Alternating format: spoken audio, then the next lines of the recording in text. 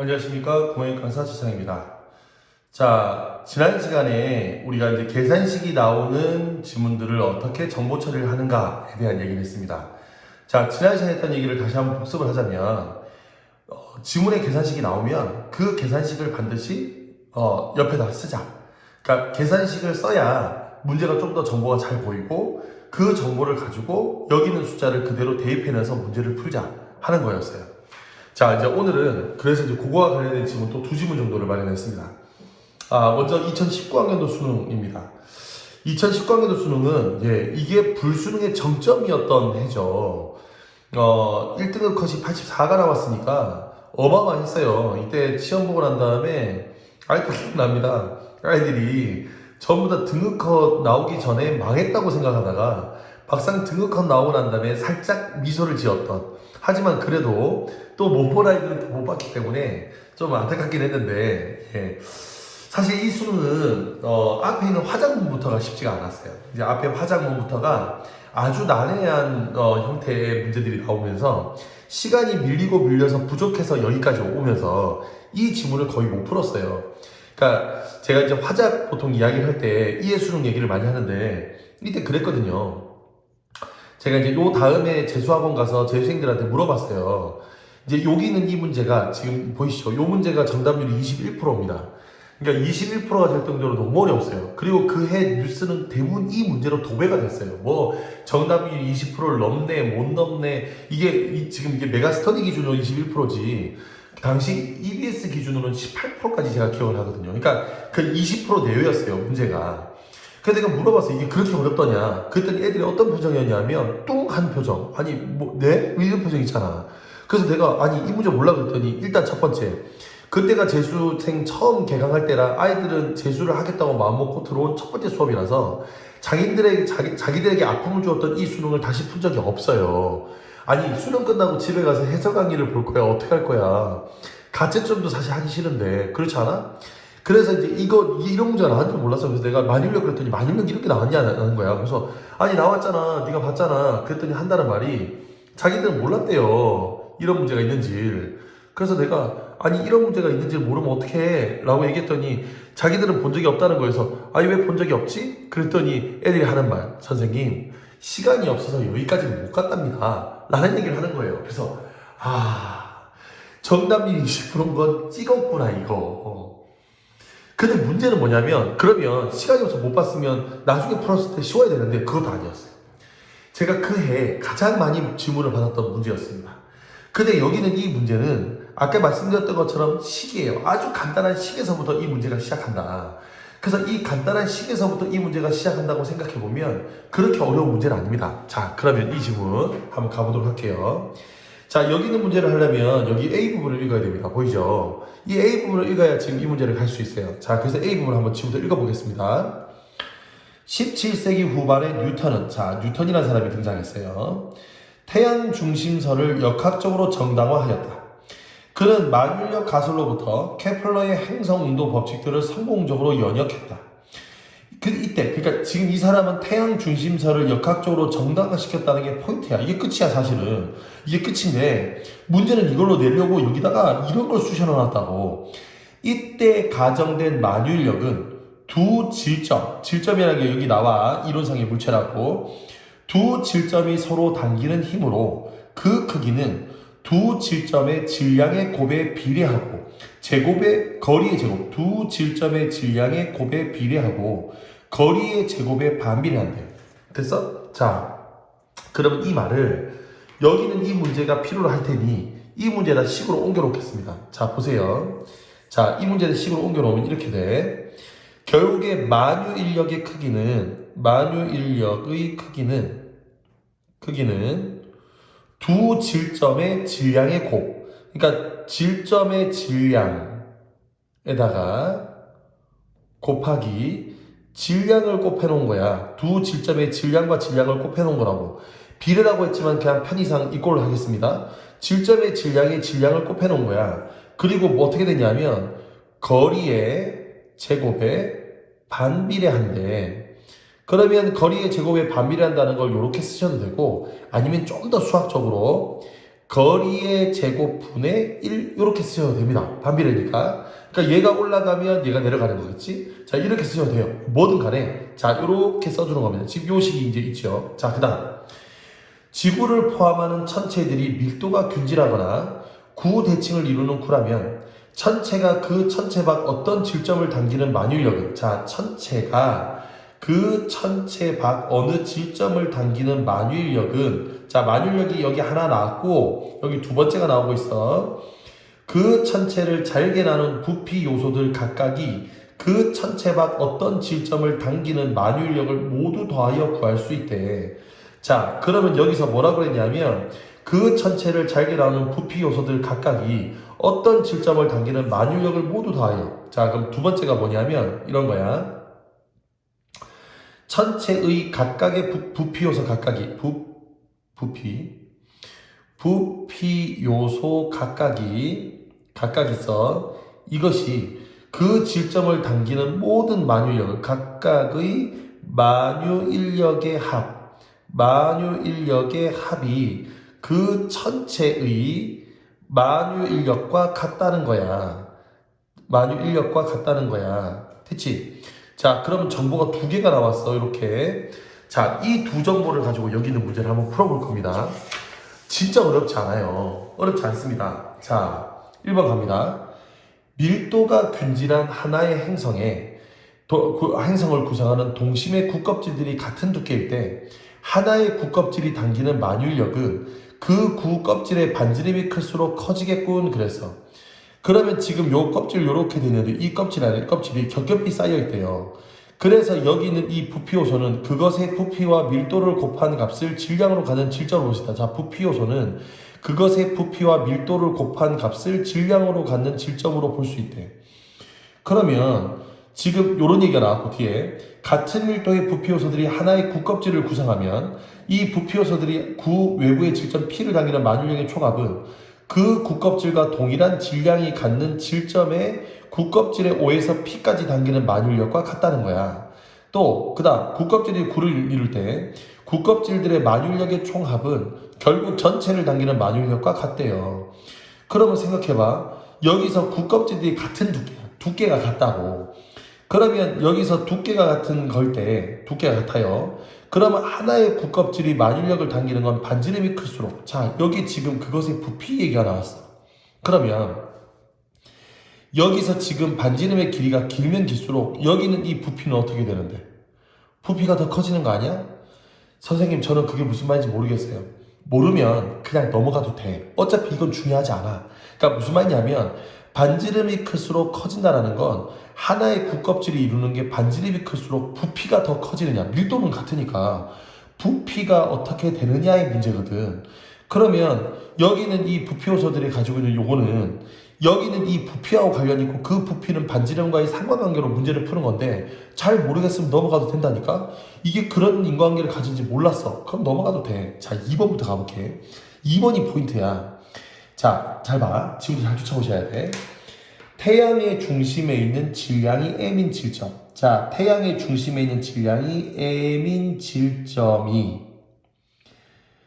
지구 전체를 당기는 만유력은, 그러니까 이거 만유력을 계산하려면 어떻게 해야 돼? 질점과 질량을 곱해야 되는 거니까 이 질점과 지구 전체의 질량을 곱한 거야. 자, 이 전체 질량이야. 이것은이야. 요것과 지구 중심에 있는 질점이 m인 질점이 뭐를 당기는? 태양 전체를 당기는. 그럼 태양 전체의 질량이 가야 되겠네. 이 두 개가 서로 같대요. 자, 봐봐. 이렇게 만들어 놓으니까 이게 왜 2번이 정답인지 알겠어?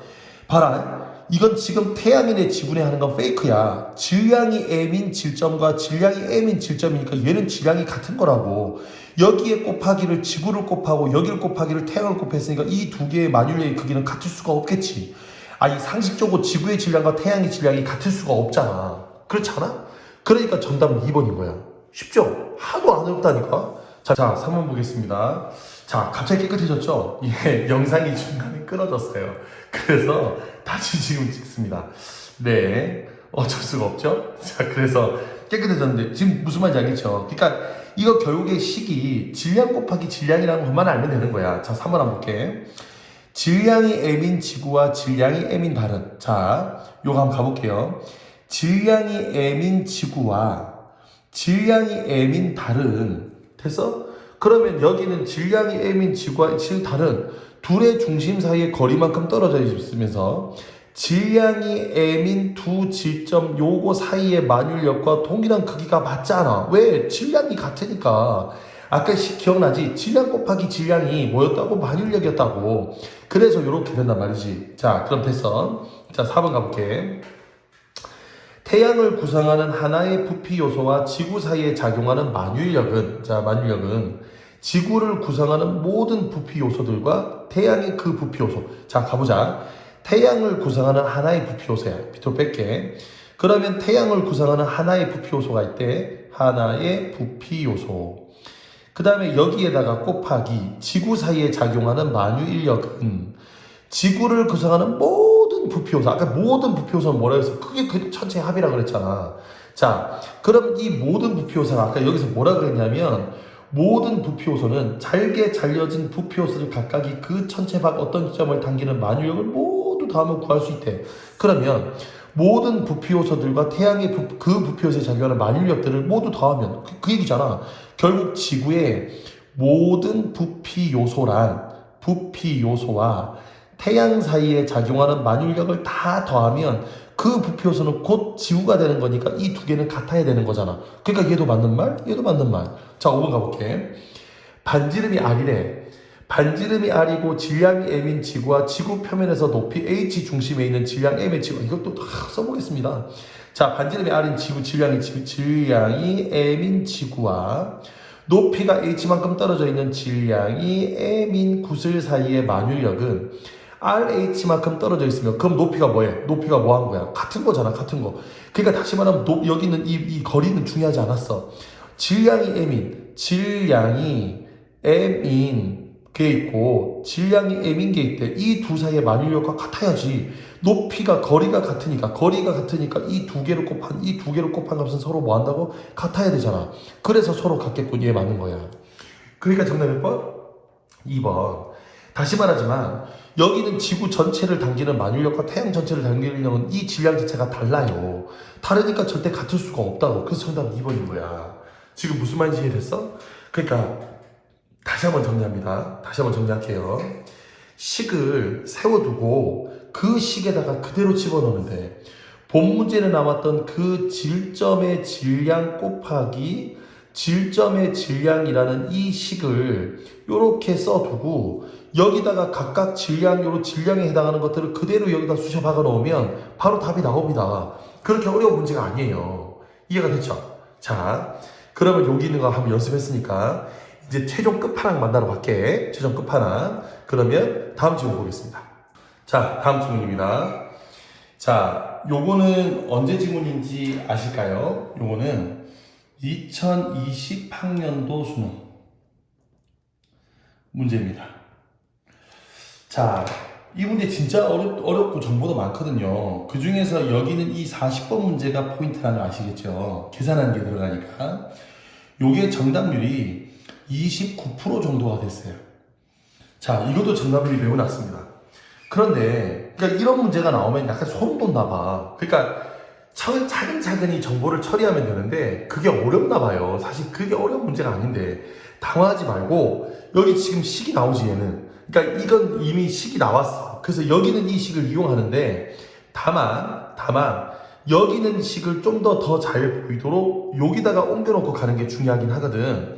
그래서 요거를 여기다가 지금부터 옮기고 여기는 이 다음 문단 요 내용을 읽으면서 요 문제를 한번 풀어보도록 하겠습니다. 가볼게요. 일단 BIS 비율은 여기는 식대로 하자면 위험 가중자산분의 자기 자본에다가 곱하기 100을 하면 해서 8%를 넘기자. 자, 여기서 포인트는 뭐냐면 규제 비율이 최대한 8%는 넘기자가 지금 여기 있는 요 앞까지 내용이었어. 자, 다음 문단도 지금 읽어볼게. 가만. 여기서 자기 자본이 나왔어요. 은행의 기본자본, 보완자본, 단기 후순위 채무의 합이래. 합이라고 했어요. 여기다 써야지. 어떻게 된다고? 기본자본에다가 플러스 보완자본에다가 플러스 단기 후순위 채무 더해진 거에다가 자 요걸 곱한 값으로 계산을 구했대. 위험 가중치는 위험 가중치가 지금 이거 얘기하는 거. 그래서 위험 가중 자산은 보유 자산의 각 자산의 신용 위험에 대한 보유 자산입니다. 그 보유 자산에다가 신용 위험에 따른 위험 가중치를 곱한 값들의 합으로 구했대. 자, 보유 자산에 곱하기 위험 가중치. 여기서 가중치를 곱한 값들의 요거의 합으로 구성되는데, 위험 가중치는 자산 위험별 신용 위험을 반영하는 것인데, 이때 OECD는 국채는 0%, 회사채는 100%가 일괄적으로 진행되었대. 자, 바젤 1 협약에서는 뭐라 그랬냐면, 국채는 0%, 왜냐면 위험하지 않으니까, 회사채는 겁나 개위험하니까 100%를 획일적으로 부여했대요. 요렇게. 그래서 반영했더니 이렇게 돼서 이거를 위험 가중 자산을 신용 위험에 따른 부분과 시정 위험에 따른 부분의 합으로 새로 정의하여. 자, 그래서 위험 가중 자산을 어떻게 했냐면 바젤 1협약에서 신용 위험에 관한 것 따로 거기에 플러스 시장 위험에 관한 걸 따로 계산해서 이렇게 더했답니다.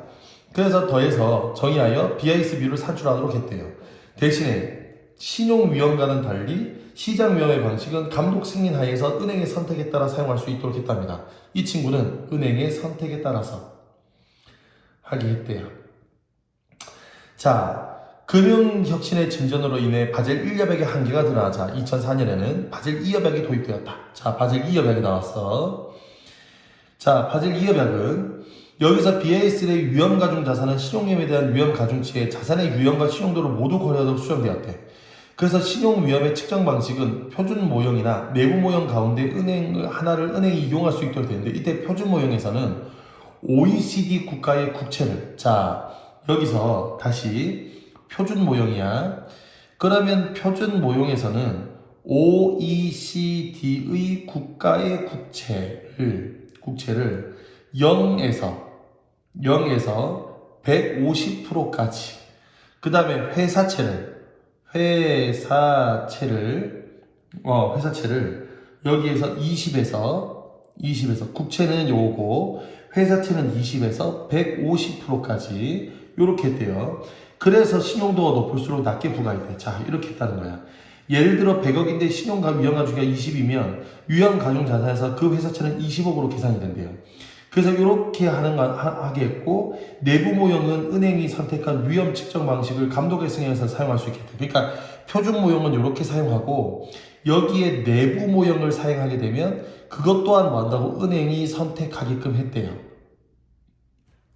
그 다음에 여기서 자기 자본의 최저 비율을 규제 비율을 초과하도록 자국은행에 요구할 수 있도록 함으로써 경직된 기준을 보완하고자 했대. 최근에는 바젤 3 협약이 발생하면서, 자, 바젤 3 협약이야. 그러면서 뭐 하기로 했냐면 자기 자본에서 단기 후순위 채무가 제외되었대. 단기 후순위 채무가 제외되었어요. 이제 이게 빠졌다고. 이 친구가 빠졌다고. 자, 그러면서 위험 가중 자산에 대한 기본 자본의 비율이, 이게 포인트야. 자, 위험 가중 자산에 대한 기본 자본. 그러니까 지금 이 문제를 풀려면 계속 여러분의 머릿속에는 지금 여기는 이식이 계속 머리에 들어와야 돼. 이식이 들어와야 되는데, 자, 여기서 기본 자본은 얘입니다. 그렇죠? 그래서 얘는 기본 자본의 비율이 최소 몇 프로? 최소 6%가 되도록 한다. 포인트는 이 친구야. 이 친구를 6% 되도록 하는 것이 자기 손실 보건익을 강화했대. 그래서 이게 바젤 1, 2, 3이야. 자, 그러면 지금부터 29번, 40번 문제, 29%의 40번 문제, 이거 한번 풀어볼게요. 잘 봐. 자, 식을 다 줬어. 계산하도록. 그럼 이 값을 더해놓으면 되지. BIS 비율을 계산을 하래. 그럼 이거대로 계산해보면 되는 거잖아. 지금, 자, 1번대로 하자면, 자, 1번대로 한번 가볼게. 자, 1번대로 하자면 갑은행이 공시한 BIS 비율은 자 50억 더하기 20억 더하기 40억에 여기 이걸 다 계산한 300억 더하기 300억 더하기 400억이야. 그럼 이렇게 계산하면 그래 1000분의 110이 되는 거니까 11%가 되겠네. 그죠? 11%. 그러면 규제 비율은 아까 전에 8%만 넘기면 되는 거였으니까 상회하는 거 맞겠지. 그래서 2번 각 은행이 보유 중인 회사채의 위험 가중치가 20%였다면 자 올라갔더니 회사채에 반영된 위험 가중치가 50이야. 자 그러면 여기서 이건 이미 위험 가중치를 반영한 거니까 50%밖에 안 돼. 그러면 총 토탈 얼마였는데요? 50%가 300억이니까 100%는 얼마겠어? 당연히 600억이겠지. 그러면 얘를 20%였다면 그랬어. 그럼 20%였으면 600억에 20%를 계산하면 되지. 이거 할 수 있지 않을까? 그러면 600억에 20%니까 100분의 20 곱하면 어떻게 되는 거야? 이거 이렇게 하면 그렇지 120억이 되겠네. 그러면 120억이면 다시 말하면 여기는 이 300억보다 위험 가중치가 20이라는 얘기는 이거보다 작아지잖아. 그럼 다시 분모가 작아지면 이 값은 어떻게 되겠어? 공시된 비율보다 높아지겠지. 무슨 말인지 돼? 분모가 작아지니까 당연히 값은 커져야 되는 거잖아. 그래서 얘 맞는 거. 그 다음에 각 은행이 보유 중인 국채의 실제 규모가 회사채의 실제 규모보다 컸다면 자 실제 규모가 컸다면이야. 그럼 위험 가중치를 계산하래. 그럼 생각해봐. 이 돈과 이 돈은 같으나 실제 규모가 얘가 커야 돼. 그럼 얘가 크려면 위험 가중치가 뭐가 높게 반영된 거니? 그러니까 이게 위험 가중치야. 봐라 생각해봐. 여기서 실제 규모가 훨씬 더 높잖아. 그러면 훨씬 더 높다고 하면 한번 해볼게. 여기 회사채는 지금 50%를 해서 600억이야. 그러면 얘보다 만일에 원래 더 커. 그러면 원래 900억이 있다고 치자. 900억이 30억 되려면 어떻게 해야 돼? 33%로 계산해야 되겠죠. 그러니까 무슨 말이냐면 여기는 이 친구가 50%가 600억이었으니까 실제로 600억보다 더 크면 더 많이 빠진 게 되는 거니까 오히려 위험 가중치는 낮아져야지. 낮아져야 되는 게 맞잖아. 아니 아까 전에 봐봐라. 여기는 이 친구가 50%니까 600억이었지. 그럼 이 친구가 50%가 아니라 여기는 이 친구의 위험 가중치가 얼마인지 모르겠는데 실제 값은 얘가 더 크다 그러면 더 많이 빠지게 된 거니까 퍼센테이지는 적어져야 되잖아. 그러니까 낮아져야 되겠죠. 그죠? 4번에 각 은행이 바젤 1 협약의 기준으로 신용 위험에 따른 위험 가중 자산을 산출한다면 자 시험 요거 산출한대. 그러면 자 보세요. 국채는 몇 프로여야 돼? 아까 전에 여기서 뭘 했어? 바젤 1 협약은 이거 회사채는 이거였지. 그러면 여기는 이 300억을 100%로 바꾸면 회사채는 얼마가 돼야 돼? 그래 600억이 되면 맞잖아. 대신에 국채는 어떻게 된다고? 0% 해야 되니까 0% 해야 되니까 얘는 어떻게 돼서 이렇게 됐는지 안 나오니까 잘 모르지. 하지만 회사채는 50%라고 했잖아. 얘를 100%로 바꾸면 600억이 되는 거죠. 그 다음에 여기서 보완자본을 10억 원 증대한다면 잘 봐라. 여기 지금 바젤 3협약은 포인트가 기본 자본의 비율이 6%였어. 근데 지금 요거를 그대로 하자면 50억밖에 안 돼. 그럼 이 50억을 계산하면 5%밖에 안 된다고. 그런데 최소 비율을 6%로 바꾸려면 뭐를 증대해야 돼? 기본 자본을 바꿔야지 왜 보완 자본을 바꾸냐고. 보완 자본에 10억 한다고 얘가 비율이 느는 게 아니잖아. 그러니까 여기서의 포인트는 기본 자본의 비율이 6%였다고. 기본 자본이. 그래서 얘는 안 돼. 그래서 정답은 5번이야. 됐죠? 그러니까 어렵지 않아요. 요렇게 식을 써주는 과정이 중요하다. 내가 얘기했잖아. 정보가 제대로 정리가 안 되면 이렇게 써주는 거야. 이렇게 쓰고 시작하는 거라고. 요렇게 쓰면 문제가 요걸 그대로 요렇게 식에다 집어넣으면 문제가 풀리는 거예요. 그래서 잘 안 되면 여기는 이 지문이 밑줄을 긋기가 너무 뭐하면 지금 선생님처럼 써보는 거고 필요한 포인트들을 잘 쓰면 되는데 중요한 건 식이야. 이 식을 이렇게 써서 인과관계를 따져줘야 여러분들이 문제를 풀 수 있는 겁니다. 자, 그럼 오늘도 이제 이 영상을 마칠 텐데요. 자, 한 가지만 꼭 기억합시다. 계산식이 나오든 계산식에 대한 설명이 나오든 반드시 메모하자. 그리고 메모를 해서 그 메모된 인과관계로 반드시 숫자를 이렇게 대입해서 문제를 풀어보자. 자, 이게 이제 이번 강의 핵심이었습니다. 자, 그러면 또 열심히 공부하시고요. 시간은 생각보다 빨리 지나가요. 이제 곧 있어서 3월달이 되고 개학이 되고 나면 이제 3월 교육청 모의고사도 봐야 되고 여러 가지들이 필요합니다. 그 전에 지금 남아있는 2월 한 일주일 남았죠, 그죠? 나 일주일 동안 열심히 차곡차곡 잘 준비하시는 한 주가 됐으면 좋겠고요. 그리고 3학년이 됐다는 점은 이미 벌써 여러분도 인지하고 계시겠지만 더 이상 2학년이 아니에요.